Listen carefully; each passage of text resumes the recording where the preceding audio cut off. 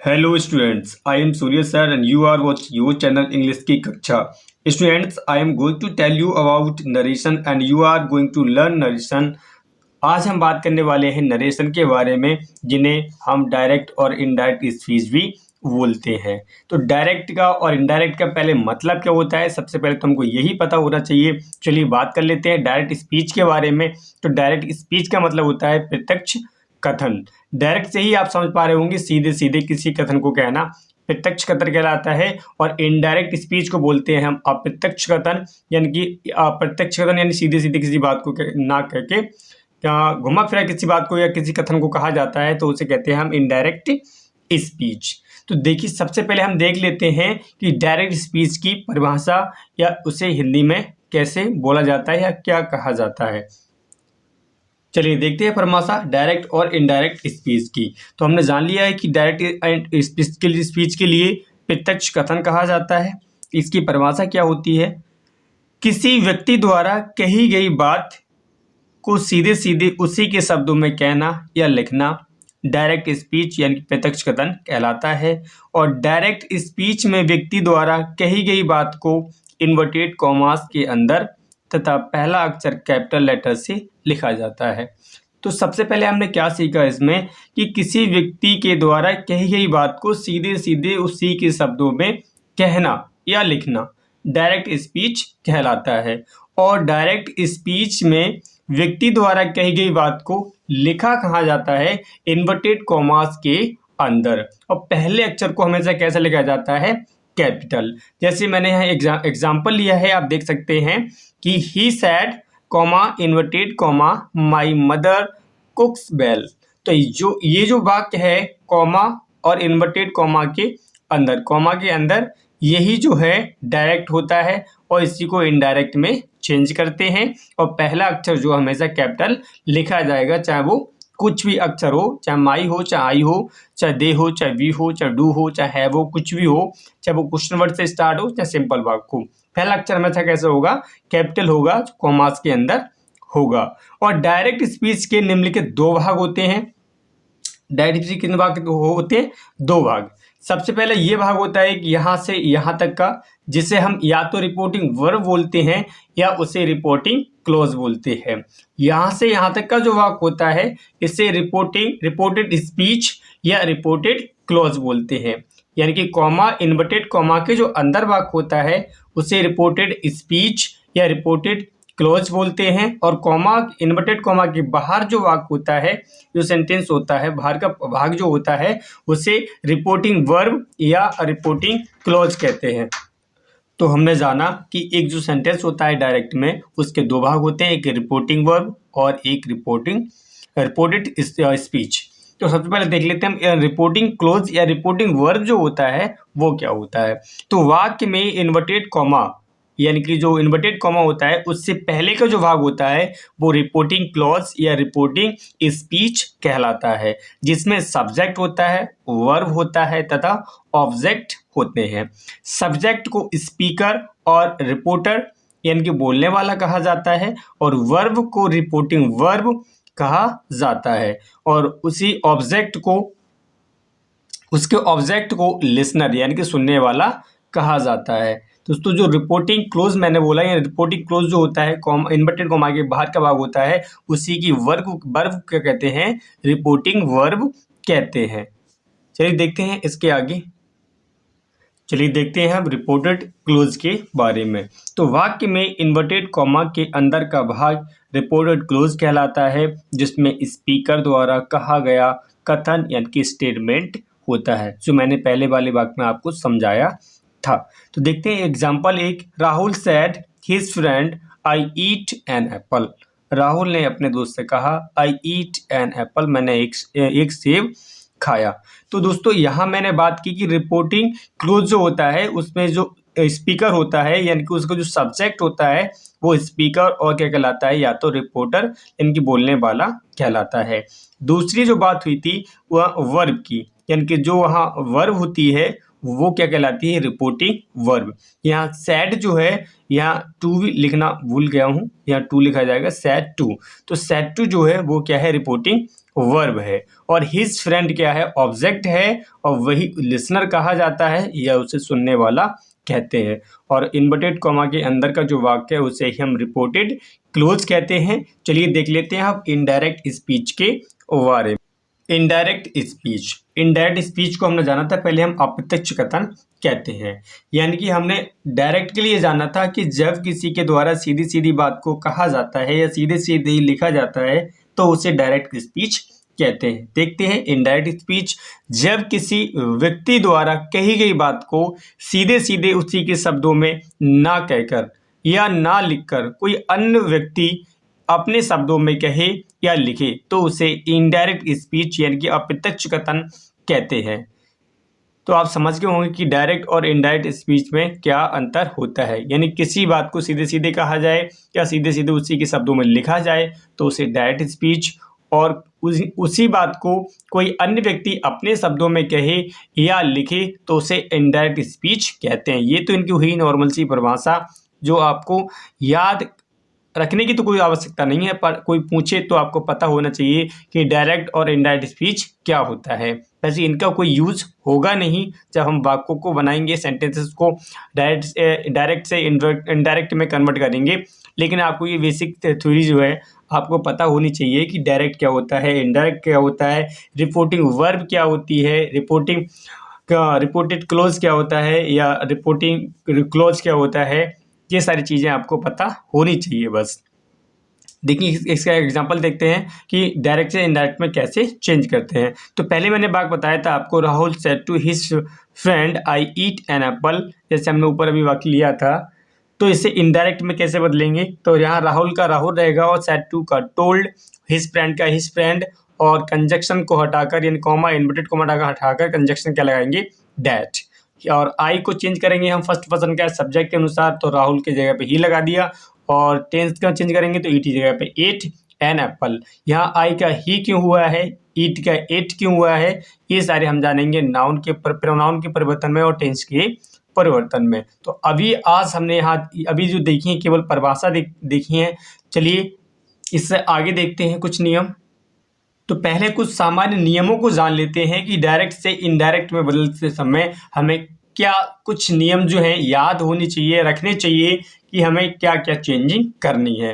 तो सबसे पहले डायरेक्ट से इनडायरेक्ट स्पीच में बदलने के सामान्य नियम देखते हैं। पहला नियम जो है वो ये है कि इनडायरेक्ट स्पीच में इन्वर्टेड कॉमास को हटा देते हैं, यानी डायरेक्ट से इनडायरेक्ट जब बनाते हैं तो आपको याद रखना है कि जो इन्वर्टेड कॉमास होते हैं उन्हें हटा देना है, हर हालत में हटा देना है जब डायरेक्ट से इनडायरेक्ट में बदलेंगे तब। अगली परिवर्तन जो है वो ये है, अगला परिवर्तन कि रिपोर्टिंग वर्ब के बाद कॉमा का प्रयोग नहीं होता है। रिपोर्टिंग वर्ब के बाद कॉमा का प्रयोग नहीं होता है। रिपोर्टिंग वर्ब कौन सी वाली, सैड या सैड टू के बाद उस जो कॉमा लगा होता है उससे भी क्या करते हैं हम हटा देते हैं, उससे भी नहीं लगाते हैं। नंबर 3 जो है वो ये है कि रिपोर्टिंग वर्ब का टेंस कभी नहीं बदलता, यानी रिपोर्टिंग वर्ब का टेंस कभी नहीं बदलता। जो बदलता है वो बदलता है रिपोर्टेड स्पीच वाले सेंटेंस का टेंस बदलता है। निम्नलिखित 5 प्रकार के जो वाक्य होते हैं जिन्हें हम डायरेक्ट से इनडायरेक्ट स्पीच में वो बदलते हैं। तो नंबर 1 देख लेते हैं। जो नंबर 1 होता है वो है असर्टिव सेंटेंस, और वैसे भी आपको याद रखने हैं जो हमारे सेंटेंस होते हैं वो 5 टाइप्स होते हैं, यानी कि 5 प्रकार के होते हैं। नंबर 1 असर्टिव सेंटेंस जो होता है साधारण वाक्य, और एक दूसरा होता है जो इंटरोगेटिव सेंटेंस यानी प्रश्नवाचक वाक्य, और तीसरा जो होता है वो है इम्परेटिव सेंटेंस यानी कि आज्ञासूचक वाक्य। अगला जो है वो है एक्सक्लेमेटरी सेंटेंस यानी कि विस्मय सूचक वाक्य या विस्मय बोधक वाक्य। अगला 5 नंबर का जो है वो ऑप्टेटिव सेंटेंस यानी कि इच्छा सूचक वाक्य या इच्छा बोधक वाक्य। तो इन्हीं 5 टाइप्स ऑफ सेंटेंस का हमें डायरेक्ट से इनडायरेक्ट में चेंजिंग करना है, और क्या हमें चेंज करना है ये सामान्य नियम हम जान चुके हैं। तो देखते हैं डायरेक्ट से इनडायरेक्ट स्पीच में परिवर्तन के कुछ और नियम जो बहुत ही ज़्यादा इम्पोर्टेंट हैं। दोस्तों डायरेक्ट से इनडायरेक्ट स्पीच में परिवर्तन के जो नियम हैं वो ये हैं कि डायरेक्ट स्पीच से इनडायरेक्ट स्पीच में परिवर्तन के समय रिपोर्टिंग वर्ब में केवल एक चेंजिंग यानी कि एक ही परिवर्तन होता है, जबकि रिपोर्टेड स्पीच में यानी कि रिपोर्टेड क्लोज में निम्नलिखित 3 परिवर्तन होते हैं। यानी कि बात करें हम कॉमा, इन्वर्टेड कॉमा के जो बाहर का भाग होता है जिससे हम रिपोर्टिंग क्लोज कहते हैं, उसमें केवल एक परिवर्तन होता है जो होता है केवल रिपोर्टिंग वर्ब में परिवर्तन। और हमने बात की जो कॉमा, इन्वर्टेड कॉमा के अंदर का पार्ट होता है जिसे हम रिपोर्टेड क्लोज कहते हैं, उसमें निम्नलिखित 3 परिवर्तन होते हैं, या कह सकते हैं मुख्यतः 3 परिवर्तन होते हैं। जो पहला परिवर्तन होता है वो होता है टेंस परिवर्तन, दूसरा परिवर्तन होता है प्रोनाउन में परिवर्तन, और नंबर तीसरा होता है संयुक्तावर्ती शब्दों में परिवर्तन। तो सबसे पहले हम देख लेते हैं कि जो कॉमा, इन्वर्टेड कॉमा के बाहर का भाग होता है जिसे हम रिपोर्टिंग क्लोज कहते हैं, उसमें निम्नलिखित क्या परिवर्तन होते हैं। उसके बाद हम जानेंगे कि देखेंगे कुछ रूल, कुछ नियम जो रिपोर्टेड क्लोज में परिवर्तन के नियम होते हैं। तो सबसे पहले देख लेते हैं रिपोर्टिंग वर्ब में परिवर्तन के नियम। तो सबसे पहला जो नियम है, अगर रिपोर्टिंग वर्ब में से आया है या शेष आया है तो से का से ही रहता है इनडायरेक्ट स्पीच में, और शेष का शेष ही रहता है। अगर डायरेक्ट में शेष टू आया है तो उसका इनडायरेक्ट बनाते समय उसे टेल्स में चेंज कर देते हैं। अगले कुछ वाक्य देखेंगे, अभी आपको बस देख लेना है और कॉपी लेकर बैठे हैं तो ये रूल जो है नोट जरूर कर लें सारे, जिससे कि आपको आगे के वाक्यों में बनाने में कोई प्रॉब्लम ना हो। और इन रूल्स को ज़रूर याद कर लें क्योंकि ये रूल्स यहाँ अभी से और जब तक हम जितने भी टेंस पढ़ेंगे, जितने प्रकार के टेंस पढ़ेंगे, सेंटेंस पढ़ेंगे, उनमें हमें यूज़ ये करने होंगे। तो इन रूल्स को याद कर लें कि अगर सेज टू है तो इनडायरेक्ट में टेल्स होगा, अगर से टू है तो क्या होगा, इनडायरेक्ट में टेल होगा।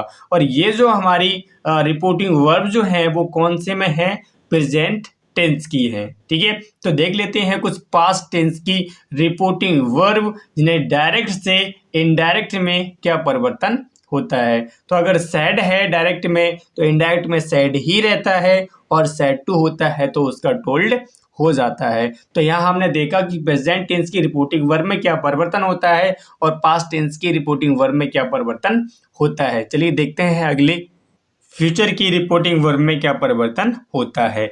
फ्यूचर में अगर कोई सेंटेंस दिया गया है डायरेक्ट में विल से दिया है तो उसका इनडायरेक्ट में विल से ही रहता है, और अगर डायरेक्ट में सेल से दिया है तो उसका इनडायरेक्ट बनाते समय भी हम उसे सेल से ही रहने देते हैं। और अगर विल से टू दिया है डायरेक्ट में तो उसका इनडायरेक्ट बनाते समय विल टेल हो जाता है, और डायरेक्ट में अगर सेल से टू दिया है तो उसका इनडायरेक्ट में सेल टेल हो जाता है। तो ये हमने देखी फ्यूचर के, पास्ट के और प्रेजेंट के रिपोर्टिंग वर्ब में क्या परिवर्तन होते हैं, जो मैंने बताए थे रिपोर्टेड क्लोज के परिवर्तन, रिपोर्टिंग वर्ब में जो परिवर्तन थे वो सारे। तो अब देख लेते हैं कि रिपोर्टेड स्पीच यानी रिपोर्टेड क्लोज में क्या परिवर्तन होता है जो कॉमा, इन्वर्टेड कॉमा के अंदर होता है। मैंने पहले ही बताया था कि उसमें सबसे पहले तीन परिवर्तन होते हैं मुख्यतः। नंबर 1 टेंस में परिवर्तन, नंबर 2 प्रोनाउन में परिवर्तन, और नंबर 3 संयुक्तावर्ती शब्दों में परिवर्तन। तो सब देख लेते हैं कि इसमें क्या क्या परिवर्तन होते हैं। तो यहाँ देखते हैं टेंस में क्या क्या परिवर्तन होता है। तो टेंस में परिवर्तन होता है, नंबर 1 अगर सिंपल प्रेजेंट टेंस है, यानी कि सिंपल प्रेजेंट टेंस होता क्या है, इज एम आर, तो उसे हम चेंज करते हैं सिंपल पास्ट में यानी कि वॉज या वर में। तो सिंपल प्रेजेंट जो है वो प्रेजेंट इंडेफिनिट भी बोला जाता है, लेकिन मैं यहाँ बात कर रहा हूँ सिंपल प्रेजेंट वो सेंटेंस, सिंपल सेंटेंस, ठीक है, तो केवल जिनमें कार्य नहीं पाया जाता है वो वाले वाक्य, यानी केवल, या आप यहाँ केवल याद रख सकते हैं कि अगर इज एम आर है सीधा और उसके साथ में ना तो कोई वर्ब की फर्स्ट फॉर्म में आईएनजी है ना कुछ भी नहीं है, केवल वर्ब भी नहीं है, तो उसे सीधे हम वॉज वर्ब में चेंज कर देंगे। ठीक है, तो अगले देखते हैं प्रेजेंट के इंडेफिनिट को। तो प्रेजेंट इंडेफिनिट की पहचान क्या होती है? प्रेजेंट इंडेफिनिट की पहचान होती है या तो एक वचन के साथ में ऐसे यस आता है वर्ब की फर्स्ट फॉर्म में, या फिर बहुवचन में केवल वर्ब की फर्स्ट फॉर्म का यूज किया जाता है, तो उन्हें हम पास्ट के इंडेफिनिट में यानी कि वर्ब की सेकंड फॉर्म में सीधी चेंज करेंगे। अगर इसका नेगेटिव या इंटरोगेटिव है, डू डज प्लस वर्ब की फर्स्ट फॉर्म है, तो डिड प्लस वर्ब की फर्स्ट फॉर्म में चेंज करते हैं, और डू नॉट या डज नॉट प्लस वर्ब की फर्स्ट फॉर्म है, तो डिड नॉट प्लस वर्ब की फर्स्ट फॉर्म में चेंज करते हैं। देखते हैं प्रेजेंट के कॉन्टिन्यूस को। तो प्रेजेंट के कॉन्टिन्यूस को हम चेंज करते हैं पास्ट के कॉन्टिन्यूस में, ठीक है, किसमें, पास्ट के कॉन्टिन्यूस में। और तो प्रेजेंट के इंडेफिनिट कॉन्टिन्यूस की पहचान क्या होती है, तो प्रेजेंट के कॉन्टिन्यूस की पहचान जो होती है वो is, am, are plus verb की फर्स्ट फॉर्म में आईएनजी होता है, और पास्ट कॉन्टिन्यूस पे चेंज करते हैं तो वॉज वर्ब प्लस वर्ब की फर्स्ट फॉर्म में आईएनजी में चेंज कर देते हैं। ये मैं सारे इस साइड के जो रूल्स लिखे हुए हैं ये डायरेक्ट हैं, और इनडायरेक्ट में उन्हें इसमें चेंज करना है, तो ये देखते चलें आप। अगर प्रेजेंट का परफेक्ट में अगर कोई डायरेक्ट में सेंटेंस दिया है तो उसका इनडायरेक्ट में पास्ट परफेक्ट में चेंज करते हैं। अगर हैज़ और हैज़ या हैव प्लस वर्ब की थर्ड फॉर्म है तो इन दोनों के लिए ही इनडायरेक्ट में हैड प्लस वर्ब की थर्ड फॉर्म में चेंज करते हैं। और अगर प्रेजेंट परफेक्ट कॉन्टिन्यूस है, यदि प्रेजेंट परफेक्ट कॉन्टिन्यूस डायरेक्ट में है तो पास्ट परफेक्ट कॉन्टिन्यूस इनडायरेक्ट में उसे चेंज करते हैं। यानी कि हैज़ बीन प्लस वर्ब की फर्स्ट फॉर्म में आईएनजी है और हैड बीन प्लस वर्ब की फर्स्ट फॉर्म में आईएनजी है, तो इन दोनों को ही हैड बीन प्लस वर्ब की फर्स्ट फॉर्म में आईएनजी में चेंज करते हैं इनडायरेक्ट में। देखते हैं इनके और नियम। और अगर सिंपल पास्ट है, सिंपल पास्ट यानी कि केवल वॉज और वर है, तो उसे हम चेंज करते हैं सीधे हैड बीन में। और अगर पास्ट इंडेफिनिट है डायरेक्ट में, तो इनडायरेक्ट में चेंज होता है उसका पास्ट का परफेक्ट, यानी कि वर्ब की सेकंड फॉर्म यानी V2, या डिड प्लस वर्ब की फर्स्ट फॉर्म है डिड प्लस वर्ब की फर्स्ट फॉर्म, तो उसे चेंज करते हैं हैड प्लस वर्ब की थर्ड फॉर्म में। और पास्ट के कॉन्टिन्यूस को चेंज करते हैं पास्ट परफेक्ट कॉन्टिन्यूस में इनडायरेक्ट बनाते समय, यानी कि वॉज या वर प्लस वर्ब की फर्स्ट फॉर्म में आईएनजी है तो उसे चेंज करते हैं हैड बीन प्लस वर्ब की फर्स्ट फॉर्म में आईएनजी में। और देखते हैं आगे मैंने नोट्स लिखा है, ये नोट बहुत ही ज़्यादा इम्पोर्टेंट है। यानी कि पास्ट परफेक्ट तथा पास्ट परफेक्ट कॉन्टिन्यूस टेंस में कोई परिवर्तन नहीं किया जाता है, यानी कि पास्ट परफेक्ट को केवल पास्ट परफेक्ट में ही रहने देते हैं। यानी कि अगर डायरेक्ट में आपको हैड प्लस वर्ब की थर्ड फॉर्म दिखे तो इनडायरेक्ट में भी वो हैड प्लस वर्ब की थर्ड फॉर्म ही रहेगी, यानी कि पास्ट परफेक्ट का पास्ट परफेक्ट ही रहेगा, उसमें कोई परिवर्तन नहीं होगा। और अगर पास्ट परफेक्ट कंटिन्यूअस टेंस जो है वो इनडायरेक्ट में है तो वो डायरेक्ट में है तो वो इनडायरेक्ट में भी पास्ट परफेक्ट कंटिन्यूअस टेंस ही रहेगा। यानी कि हैड बीन प्लस वर्ब की फर्स्ट फॉर्म में आईएनजी अगर डायरेक्ट में यानी डायरेक्ट स्पीच के सेंटेंस में दिया गया है तो उसे इनडायरेक्ट बनाते समय भी हैड बीन प्लस वर्ब की फर्स्ट फॉर्म में आईएनजी ही वो रहेगा। तो ये हमने देखी प्रेजेंट और पास्ट टेंस में क्या परिवर्तन होता है। चलिए देख लेते हैं फ्यूचर में भी क्या परिवर्तन होता है। तो देखते हैं फ्यूचर में परिवर्तन। तो यहाँ मैंने सीधे लिख दिया है कि लेकिन आप जानते ही हैं कि फ्यूचर में क्या होता है कि प्रेजेंट इंडेफिनिट जो है यानी कि विल प्लस वर्ब की फर्स्ट फॉर्म और शैल प्लस वर्ब की फर्स्ट फॉर्म, ये दोनों जो हैं फ्यूचर के इंडेफिनिट हैं, तो सीधा इसे चेंज करेंगे वुड प्लस वर्ब की फर्स्ट फॉर्म और शुड प्लस वर्ब की फर्स्ट फॉर्म। यानी कि आपको सिंपल सा याद रखना है, अगर कहीं डायरेक्ट में किसी भी वाक्य में किसी भी सेंटेंस में अगर विल और शैल दिया है और उसका हमें बनाना जो है वो इनडायरेक्ट बनाना है तो सीधा जहाँ विल होगा वहाँ वुड कर देंगे और जहाँ शैल होगा वहाँ शुड कर देंगे, और दूसरा कोई परिवर्तन नहीं होगा उसमें, यानी कि उसकी वर्ब में। तो मैंने इसलिए ही यहाँ पूरा कैटेगरी वाइज नहीं लिखा है, डायरेक्ट इसलिए लिख दिया है कि उसमें ज़्यादा चेंजिंग हमें करनी नहीं होती है। तो देख लेते हैं प्रेजेंट के फ्यूचर के इंडेफिनिट यानी कि विल और शैल प्लस वर्ब की फर्स्ट फॉर्म है तो उसे वुड और शुड प्लस वर्ब की फर्स्ट फॉर्म में चेंज करेंगे। देखते हैं यहाँ फ्यूचर के कॉन्टिन्यूअस यानी कि will be plus will be या शैल बी प्लस वर्ब की फर्स्ट फॉर्म में आईएनजी अगर है तो उसे इनडायरेक्ट में वुड बी या और शुड बी प्लस वर्ब की फर्स्ट फॉर्म में आईएनजी में चेंज करते हैं। और फ्यूचर के परफेक्ट की बात करें तो फ्यूचर के परफेक्ट की पहचान जो होती है वो होती है विल हैव प्लस वर्ब की थर्ड फॉर्म या शैल हैव प्लस वर्ब की थर्ड फॉर्म। तो इनको हम इनडायरेक्ट में चेंज करते हैं, वुड हैव प्लस वर्ब की थर्ड फॉर्म या शुड हैव प्लस वर्ब की थर्ड फॉर्म। देखते हैं फ्यूचर परफेक्ट कॉन्टिन्यूअस टेंस। तो फ्यूचर परफेक्ट कॉन्टिन्यूअस टेंस की जो पहचान होती है वो will have been plus verb की फर्स्ट फॉर्म में आईएनजी या shall have been plus verb की फर्स्ट फॉर्म में आईएनजी। तो उसे हम चेंज करते हैं, would have been plus verb की फर्स्ट फॉर्म में आईएनजी या should have been plus verb की फर्स्ट फॉर्म में आईएनजी। आपने यहाँ देखा कि स्टूडेंट्स आपने यहाँ देखा कि केवल हमने विल का वुड और शैल का शुड किया है और कोई परिवर्तन नहीं किया है, इसलिए मैंने इसे कैटेगरी वाइज नहीं लिखा है, लेकिन फिर भी मैंने यहाँ आपको समझा दिया। देखते हैं कुछ मॉडल्स में परिवर्तन, ये तो हुई केवल टेंस में परिवर्तन, और कुछ मॉडल्स भी होती हैं जिनमें हमें परिवर्तन।